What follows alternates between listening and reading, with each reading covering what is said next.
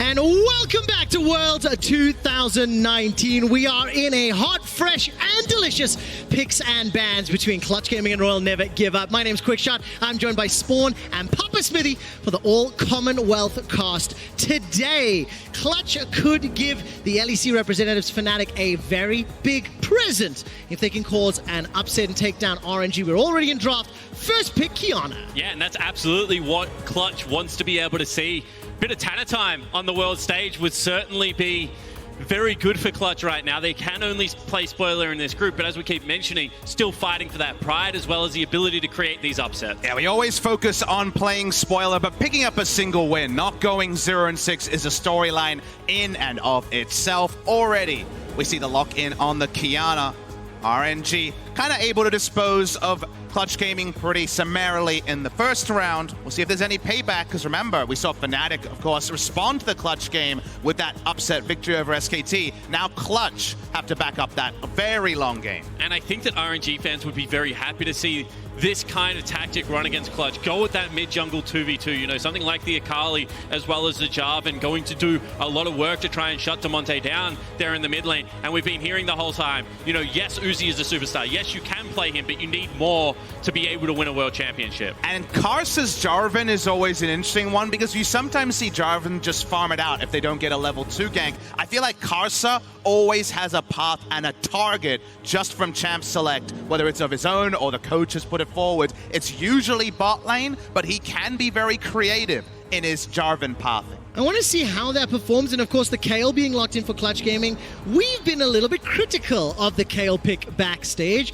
Some of the casters even using the word trap card when seeing this champion locked in. We assume that's going to be most likely top lane, as we believe Damonte will be taking that Qiyana in the mix. Yeah, that's what you would expect from what we've seen from Clutch. However, I do like Kayle in this specific comp, even if it is going to be a Qiyana jungle, because I think that right now they have the ability to get in on the backline, dive very heavily onto what RNG has had. And we've seen that if you catch RNG set up, if you fight them before they're ready, their natural response is to fight back, and it can catch them unawares. And I like that you single out the Qiyana as a dive buddy for the Kayle, because she has both mobility and initiation, and not many champions can provide all of that in one big wallop. And that ult is certainly a big wallop.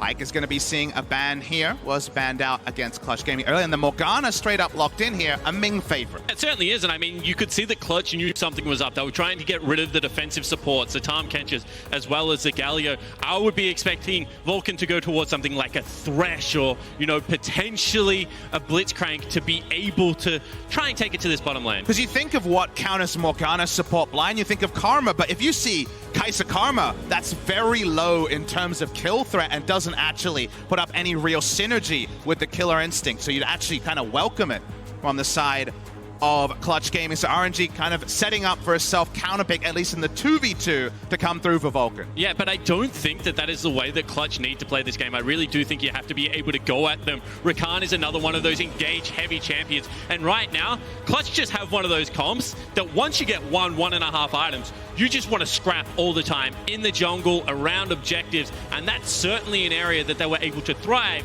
during the LCS. Well, we could have some big initiation on the side of RNG. Not an IE marksman to give that molten edge to, but still, the Orin has been recently a big calling card of the tournament, a favorite of the previous top lane of RNG and Let Me, but just going to go for the Aatrox here, and honestly, in the lane, there's quite a lot of power packed by RNG. And I like the decision from RNG. You know what? Let's go mid-game to mid-game. Let's throw down. Let's build that momentum. The last game of the day is going to be the one that is very important for Royal, but you can never look past someone like Clutch. So I think that their composition right now is very well balanced. It's going to have a big spike on those two items, and that's exactly when Clutch want to fight as well.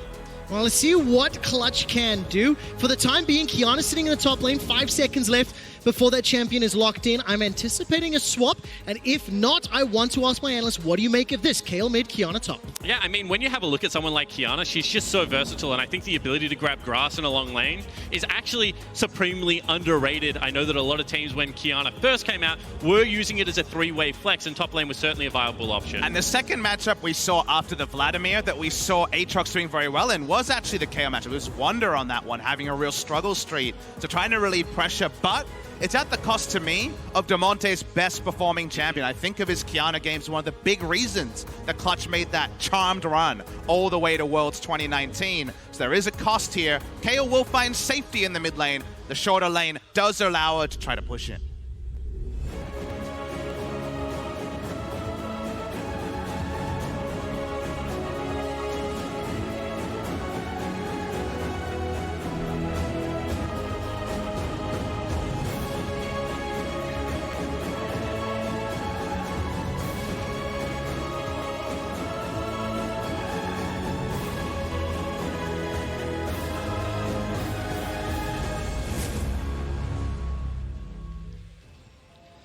And welcome to the Rift. It's Clutch Gaming taking on Royal Never Give Up. Now, it was a last-second pivot. The Ornn was hovered for a very long time, and the Aatrox has now been locked in. Spawn, what do you make of that last-second swap, and what would you like to anticipate in this matchup against Qiyana? Yeah, well, when I'm looking at RNG and how they typically played coming into this World Championship, you would not be very surprised to see that Ornn picked up just for the augmentation of the items, as you mentioned, Pape. However, this new look RNG does want to prove that they can play through their top side of the map.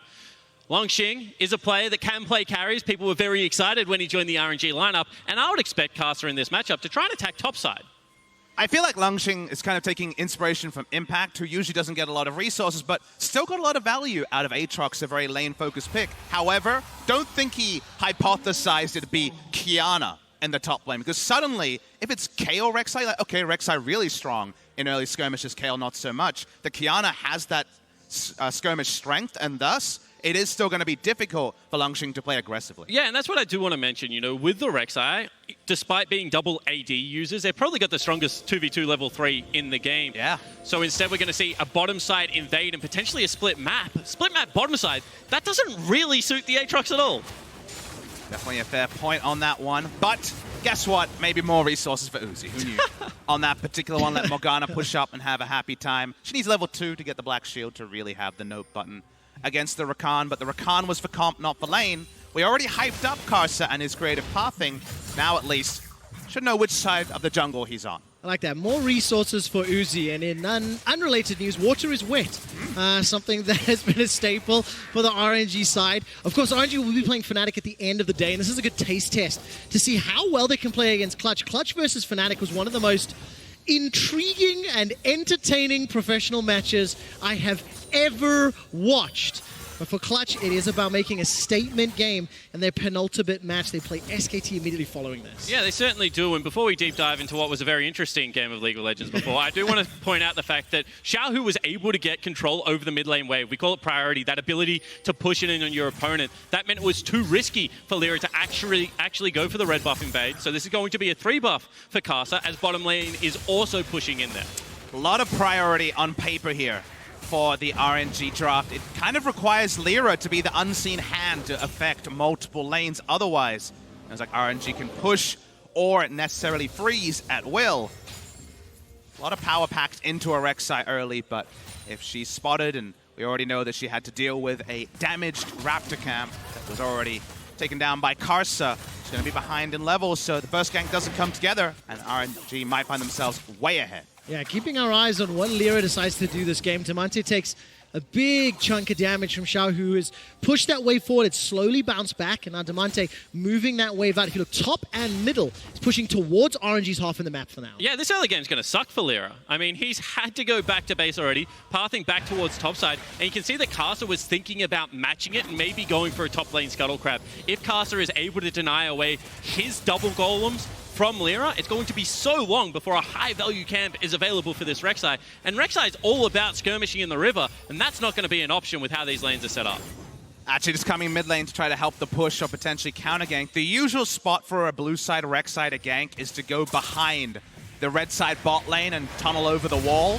The RNG bot lane are overextended for this, but if you notice, Scuttle Control also a ward in the Tri-Brushes. Vulcan takes a lot of damage, should be fine, but these brawls should always be advantage RNG at this point. Take a look at the CS differences already. Uzi, 29 to 17 in that lane. It's been shoving and pushing, and every time we look, there's damage being applied. Longxing, though, the recipient of the first gank, and despite the struggles of Lyra early, a flawless first blood. Yeah, and you still don't want to be on the receiving end of that Halo Blade Rek'Sai, so a great read there from Lyra. He had one side of the map. And I also want to point out the fact that Clutch burnt 2 teleports early to start trying to fight for that priority. Yes, they are now down in CS, but they are able to play a little bit more active in the lanes due to the use of the early summoner spell. And it just shows you that flip of sending the Kiana topside, the kill pressure that wouldn't have been there with a KO. Karsa watching on, but does see the Dark Binding go wide. Man, I held my breath when that Dark Binding was flying out. You have to expect Karsa, level 4, the flag and drag available. Look at the mid lane. Xiao, who has already responded.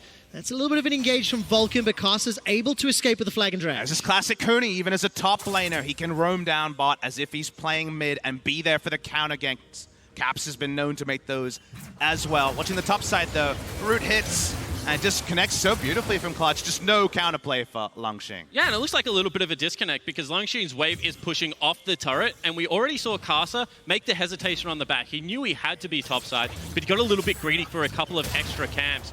So I think that is a really nice capitalization from Clutch Gaming on what was an overstay, to say the least, on the top side. Definitely the case. The Aatrox has to play respectfully. It won't have the same quarter impact and Licorice did earlier in the tournament.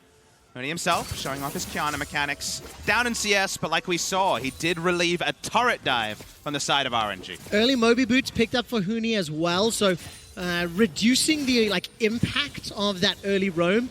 Longxing landing a number of Qs, even over the wall, in fact. Just trying to poke Huni out as best he can. And the first back, by the way, for Cody-san, he's picked himself up the Cull on that Kai'Sa. Another very big trade in the top lane as Longxing trying to put as much damage down as he can. And I do want to try and theory craft this Moby Boots purchase, because generally when you see it in the mid lane, it's a push and roam style. Now, where do you have to go from top lane? Not very far. However, maybe thinks it's a negative matchup where he's going to have to trade his health for CS and wants to be able to get back to that lane, hold on to the teleport for the impactful dragon fights that we normally see out of Clutch. We saw there was that rebuff to Aatrox when it comes to interacting with minions, so no guarantee here there'll be the same windows that you find in the mid lane. Kind of reminds me of a top lane Ignite Pantheon or something in solo queue, but trying to make his presence felt early. We already mentioned that RNG have comped much more for early mid game than usual, so I don't mind the idea of the mobility as the trading continues. It does indeed. Vulcan takes a lot of damage. Dark Binding anticipating either a flash or a dash, and Vulcan holds on to it for now. And watch that trade pattern. Uzi doesn't go in with the E until he knows that Ming is right behind him there with the Dark Shield. However, now Lyra potentially looking for something bottom lane, but well scouted. Absolutely the case. Caster's waiting in the wings. Not moving. Both junglers Not detected spotting until each now. other out now. The Rek'Sai passive did not reveal the position, and Ming again just millimeters away from that Dark Binding connecting. And you can see what bottom lane pressure means, because that is a level 6 red buff Rek'Sai, one of the most fearsome junglers in the game. But because Vulcan and Cody are stuck under this turret, it was always going to be a 2v1 or a 3v1 here for RNG. Yeah, that's the thing. Because she could not spot Karsa without moving, still looking for kills as an under-leveled Jarvan does really show the temperature of this lane. Also the items, you already mentioned earlier, quick shot, about the early purchase, the Cull. Tyr and Sheen is obviously a huge laning advantage here, so Cody-san kind of at the whim of Uzi and Ming. Yeah, that's 2 turret plates already, a 20 CS advantage, combat stats advantage as well. Uzi had already fired the True Shot Barrage, so Cody-san a little lucky to get away with his life there. And now a setup in the mid lane. Xiao, who's got Flash available to him, as does the ultimate, and Diamante will need that Divine Judgment to buy some time. You can see Xiao, who knows exactly what's going on there. He's just playing with it a little bit. However, Vulcan now looking at this mid lane as well.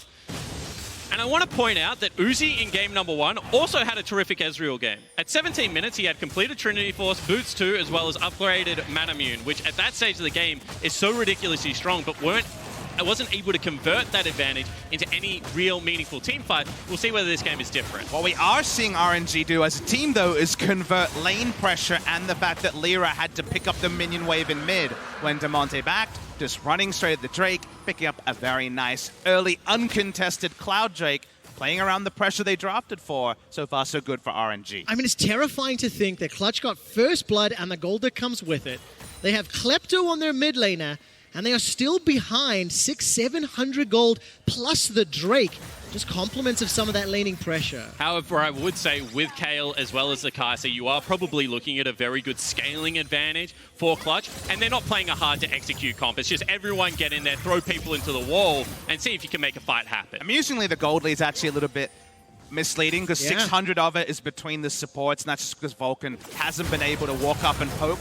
Speaking of Vulcan, Oh, the quickness comes in. There's Cody Sun dashing in. Uzi's the target. He's taken out. Traded 1-for-1, but the kill credit secured by the bot laner of Clutch. While that's going on, Huni finds a stun onto Langxing. That's a supreme display of talent against the wall. Lyra joins the fray and sinks down the prey. big kills coming through on both sides of the rift. Ming picking up the kill credit for both the kills so far on bot side. But CG do use that duo power, and they're not done. No, they're not. Hail of Blades is doing so much work. The Void Rush comes in. Huni manages to help secure the kill. Lyra gets the unburrow, and Xiaohu manages to step into the Shroud for now. 4 kills to 2 in favor of Clutch. What a terrific passage of play. That's an outright 2v2 on the bottom lane. The Clutch are able to get the first kill. Sure, 2 will go over, but as you mentioned, Papa, onto Ming, the support already was so far ahead in the gold. But Morgana is not the best at converting these items. As we take another look at it, this is Uzi going in aggressively again,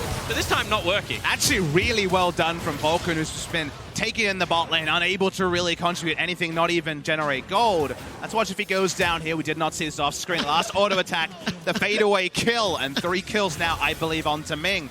But we knew this comp from Clutch Gaming wasn't about lanes. It's about getting out of lanes and having great synergy and setup to dive in, whether it's Kiana or Rek'Sai, and for Kayle to throw down that ultimate and help it out. Karsa hasn't been able to translate lane pressure into finished turrets or Rift Heralds. It's actually not been able to get done as much as we might have expected, and here he just misjudges the situation against Clutch's trio. And it also looked like just a lack of understanding, as hold the thought, because bottom lane turret might go down. It will indeed. 11.5 minutes on the clock. While we were in the replay, that picture-in-picture came up. Clutch Gaming secured the Rift Herald as well. So while they have conceded turret first blood, you can see that in the inventory of Lyra, who has had a fantastic performance in the early stages of the game, already got Warrior Enchant complete, and can look to set up a play with the Heralds. However, that Herald shouldn't mean as much, because right now you should be able to hold the thought. Trade damage coming in. Langxing throws down the World Ender. Not going to be able to land any skill shots just yet. DeMonte sidesteps everything. Yeah, still has to burn the flash, however, as he retreats to the turret. And what I was going to mention is right now you should just be able to pick up the Ezreal, pick up the Morgana, put the mid lane. They're going to guarantee you shove. And that means that using this Rift Herald is going to have to be off the back end of a successful fight, or potentially to gain you some priority over the dragon. We're about to hit the part of the game as mid lane. Xiaohu's going to take a lot of damage. He does indeed. Forced to use that perfect execution defensively.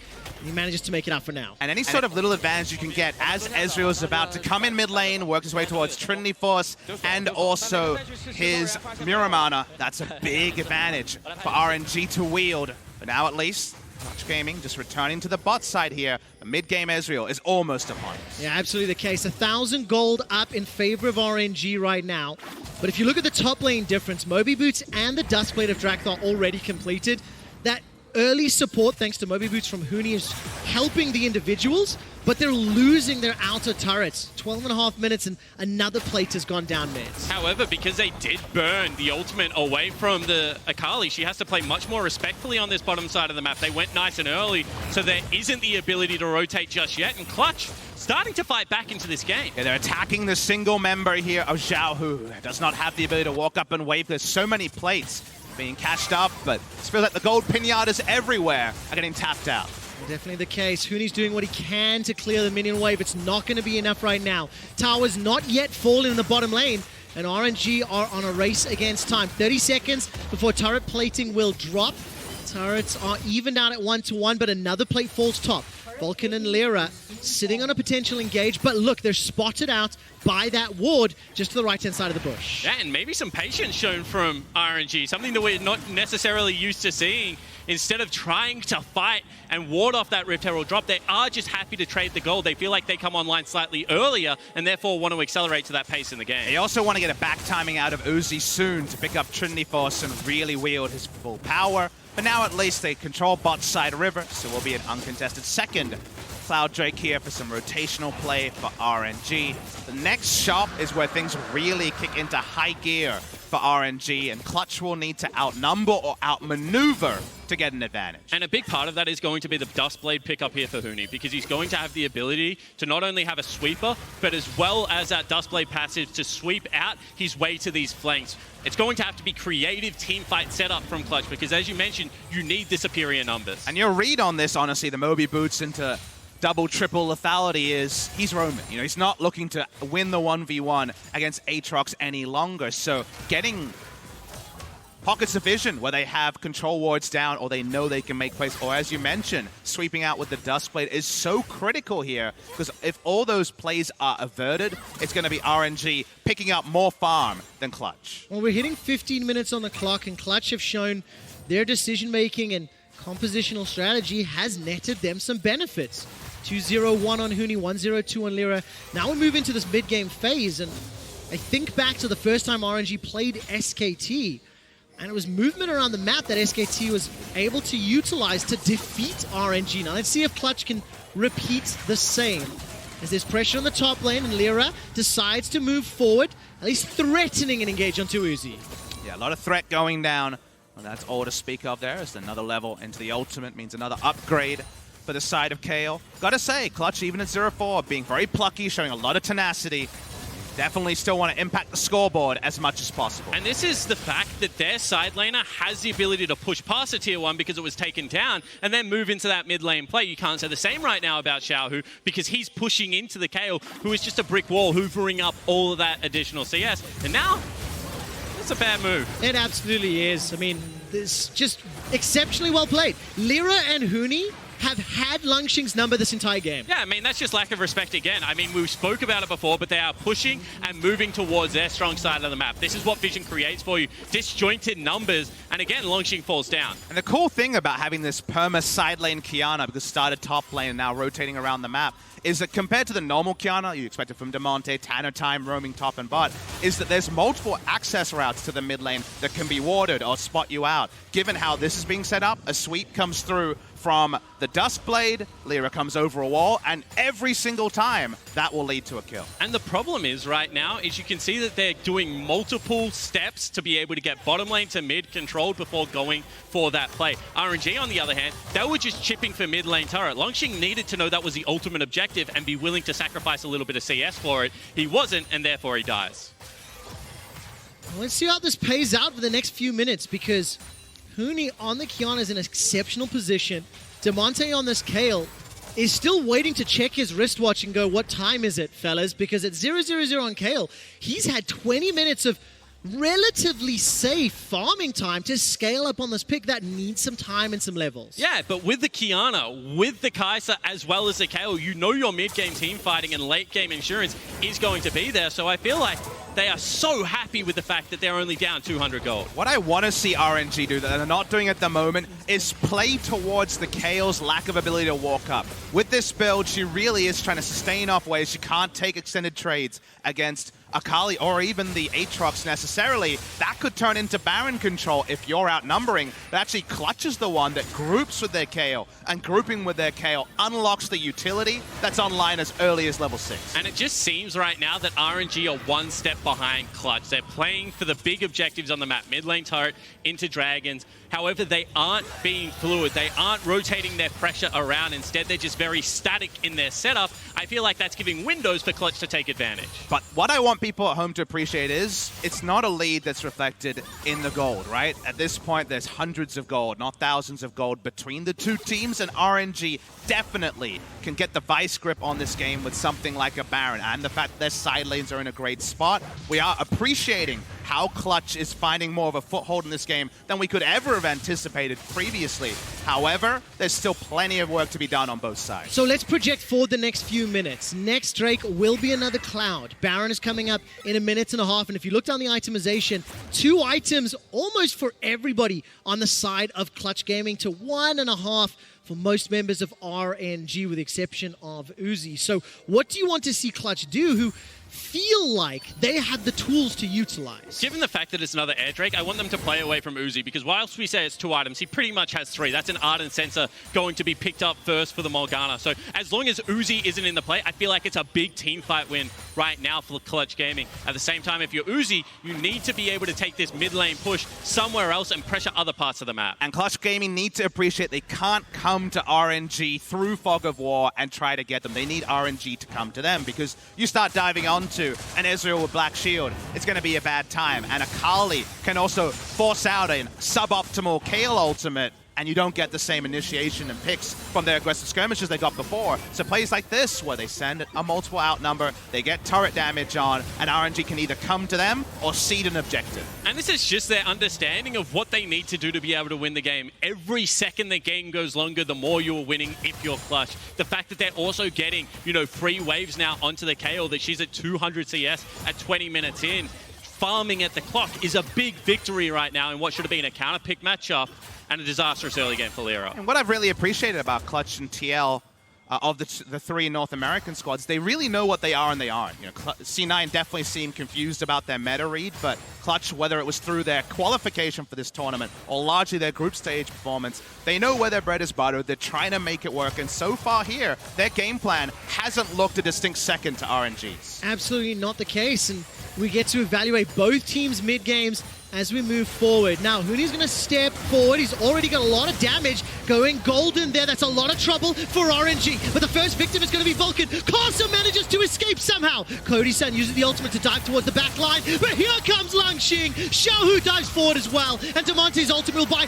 just enough time for Cody-san to flash. But the true shot barrage sends him packing. And we see what happens when you fight in the same lane as Uzi, not able to blow up Kasa. Very good use of that stopwatch. And now RNG will look to siege down mid. Sometimes that stopwatch is worth thousands of gold, and it feels like that fight would have absolutely tumbled through if their frontline Jarvan had been taken down. Now, suddenly, a lot of map control is ceded to RNG, and of course, the kill. And an interesting call here, Papa, because it looked like they wanted to collapse back towards Baron. However, it looks like top lane turret is going to ultimately be the objective. RNG is sick of Clutch being able to play in their forest and instead want to start to knock down these outer structures and make the map small. Let's look over the replay here, and it's Clutch making the sort of plays around Huni they have earlier, but Lyra's not connected to this one, doesn't have the Q down to be able to ult, so they just don't have enough burst damage by, honestly, a couple of hundred, and then suddenly RNG can play front to back. And even with a great flash, True Shot Barrage does the work. And that is not the Kayle ult you're looking for. You want it on the aggression, not on the defense. I feel like, oh. Speaking of aggression. Sun is in some trouble. Gets pulled backwards thanks to the Umbral Chains. Kasa and Langxing pick up a kill. One thing to note, double teleports used by RNG to the single of Clutch, but losing another member means there's more time for RNG to pressure lanes. And this game state is actually worse than maybe the scoreboard represents, because they've actually lost control around top side for the first time in a long time. Remember, they were the ones to get the outer top lane turret first. They were the ones to have Huni and other members sweeping through, and that meant they always had Baron access to potentially start it or potentially turn around a team fight. That's where specifically the Qiyana ultimate always comes up trumps, but suddenly it's darkness from the perspective of Clutch Gaming. And honestly, this is what staggered deaths do in pro play. The inability to be able to get a good setup, go back to base, pick up your control wards, and be able to go back into another skirmish, because a couple of lost fights, it looks like Clutch are now going to be on that back foot and haven't been able to get back into that topside jungle. Bad news, Mr. Uzi has definitely visited the armory a couple of times here. 2,000 gold ahead of anyone else on the Rift. We saw him stack up the turret plates early. He's looking fearsome. He's flame horized him at 22 minutes into the game. Unbelievable. 283 to 189 right now. Now, admittedly, on the other side of the coin, you've got Huni and Demonte with marginal leads over their respective counterparts.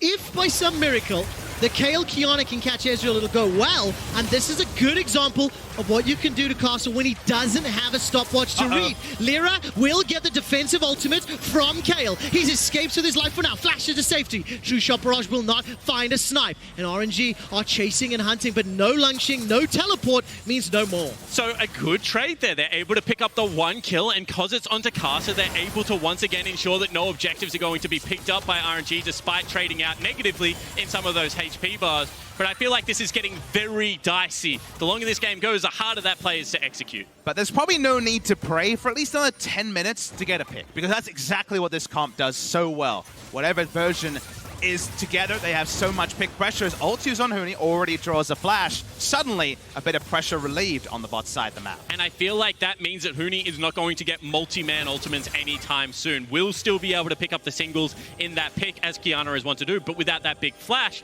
is going to be tough. This is Caster just going on a solo mission, not yet with mid lane priority, has no right to walk that far into the river, and rightly gets punished for it. But then they can turn on to Lyra so easily here, actually end up sacking the Stacies here between the Divine Intervention and also the stopwatch. Lyra gets out. It's a 1 for 0, but not one that really resets the map outside of a bit more vision around Baron for Clutch.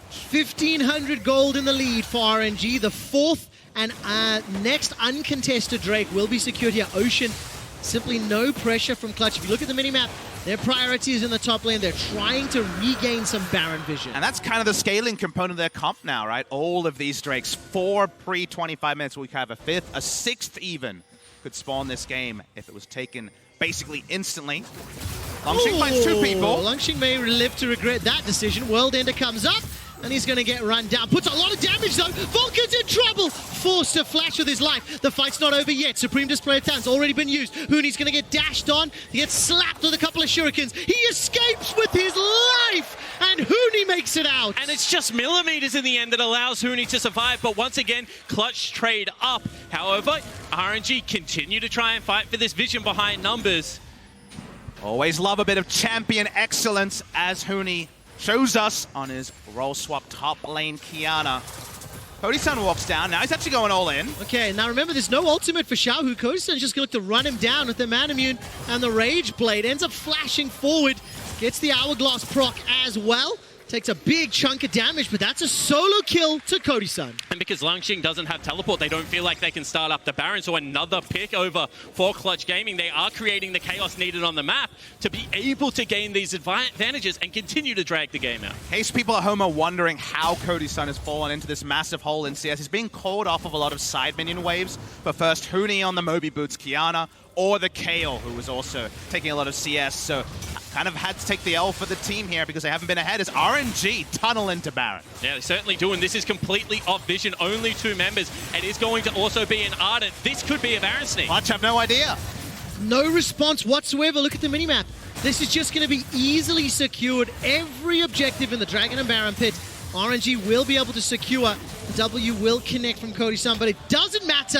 And a fantastic map read from RNG. Yeah, what a courageous play to just be able to start that one up. You know, Kiana has got an ultimate, has got teleport. If that is spotted, that is probably a 1 team fight right now for Clutch. However, now the fact they have it makes Clutch's job nearly impossible. It's one of those things where there's almost no cost to going over the wall and starting it, and then you look at the champions that are visible from Clutch and see if there's any stutter stepping, any movements that pantomime that you know about the Baron being started. It wasn't his mid lane. That's another engage. Caster's in trouble, and so far it's actually Huni that's blown up. Caster escapes with his life. Vulcan's running away. Uzi is looking to finish it off. He's got the second of the fight so far. Caster and Uzi are chasing. Demonte starting to step back. Cody-san gets tagged by a mystic shot. He's blown up. It's a double kill for Uzi. Now Lyra's running for his life. This, by the way, while Longxing is pushing in the top lane, Lyra goes down, and RNG are looking at the base. And in a genuine 4v5, they run over the entirety of Clutch. This game was so close to parity, but once that Baron was obtained, RNG just hit the switch. Uzi just follows his top laner who didn't want to group. Single player Aatrox going to be able to break through the top side of the map.